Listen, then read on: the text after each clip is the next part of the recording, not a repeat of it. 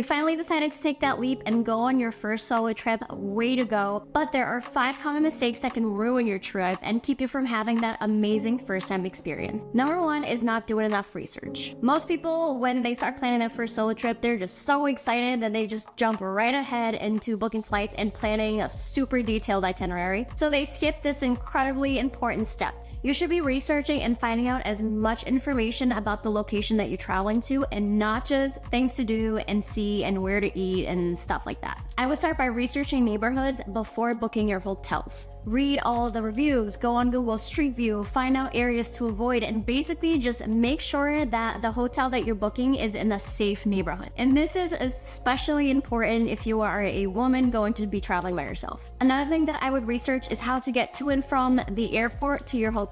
Find out what your options are, whether it is a train or you have to take a cab, and also research the cost, because depending on how far the airport is from your final destination, these transfers can get pretty pricey. You also want to make sure that you're avoiding any transportation scams or unsafe situations. For example, if you take a train into Paris, there are legal registered taxis that already have set fees depending on where you're traveling to within the city of Paris. But if you don't know where to go in that train station to get to those safe, reputable taxi drivers, there are fake taxi drivers on the other side of the station that will scam you out of your money and definitely overcharge you for a trip. Also, don't forget to research how to get around in the city. Make sure taking public transportation is safe wherever you're going. And also, don't forget to do this, look up the schedules and operating times. The last thing that you want is to be stuck by yourself in the middle of the night without a safe way of getting back to your hotel. This next thing that you should research is a pretty obvious one, but I feel like people somehow still forget to do it, which is cultural norms and traditions. Trust me when I tell you that it will be super beneficial to find out what to do and what not to do so you don't end up in an embarrassing or sticky situation in a foreign country. Next up, you should definitely find out what the local currency is before your trip, and also find out if they mainly use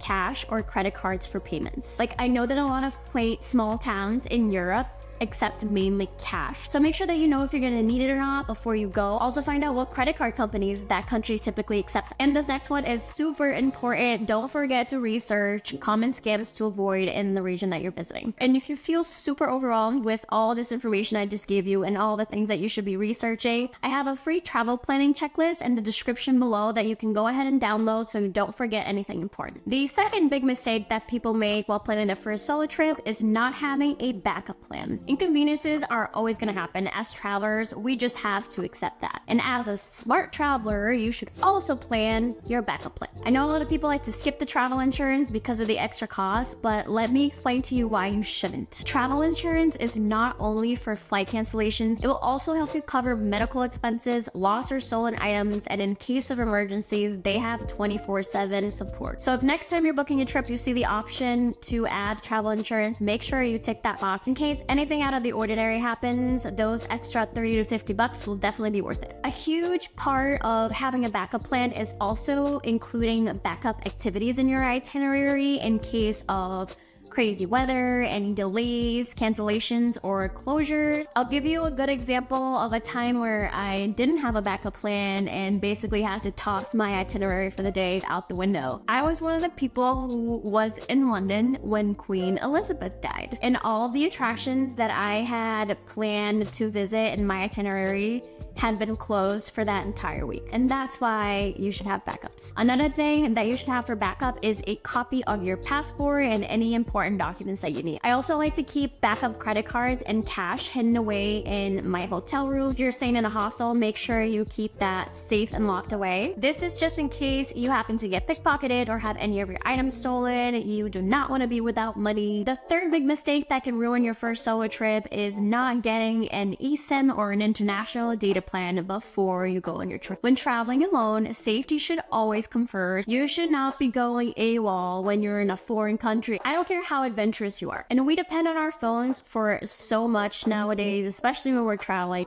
always on the GPS. And your phone is also your first line of defense during an emergency, so you have to make sure that it works. A lot of phone providers do offer international data plans, and if yours doesn't, you can always get the eSIM. They're probably going to be a lot cheaper. And don't forget to bring extra chargers and portable batteries. Can't use the phone if it's dead. The fourth mistake is planning an itinerary that's not flexible. We all know those type A people who want to plan every second of every day. I used to be one of them. And most first-time solo travelers are just so excited. They want to see everything. They want to do everything. And this can turn your trip into an exhausting experience. I recommend that you make a list of all the top things that you would like to do, but don't clump them all together in the same day. Leave some room for flexibility and also leave some room for downtime. I know that us travelers, we always want to get the most out of our experience, and sometimes we forget that it's also supposed to be fun, right? And leisurely, so make sure that you leave some room for that. And here is my pro tip: if you do have a lot of popular attractions in your itinerary, make sure to book those way ahead of time. And now for the